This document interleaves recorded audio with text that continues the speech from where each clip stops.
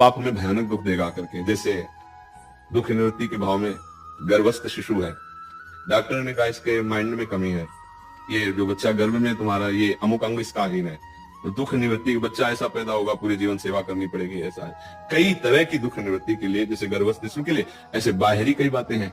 दुख निवृत्ति के लिए किसी जीव की हत्या कर देना, ये हमारे घर में रहेगा तो ऐसा ठीक नहीं, उसे मार देना। किसी भी जीव को, जैसे किसी भी जीव को मारने का अधिकार नहीं, जैसे भूमि पे आपके रहने का अधिकार, ऐसे हर जीव का अधिकार है। कई तरह की ऐसी दुख निवृत्ति के लिए कुछ पाप होते हैं और कुछ सुख प्रवृत्ति के लिए कि जैसे ये काम नहीं करना चाहिए, पर सुख की भावना इतनी प्रबल हो गई कि वो पाप बन गए। तो पाप दो प्रकार से होते हैं, एक दुख की निवृत्ति की भावना से, एक सुख प्राप्ति की। बहुत बड़े बड़े पाप हो जाते हैं। दुख निवृत्ति, सुख पूर्ति, दो भावनाओं से पाप होते हैं।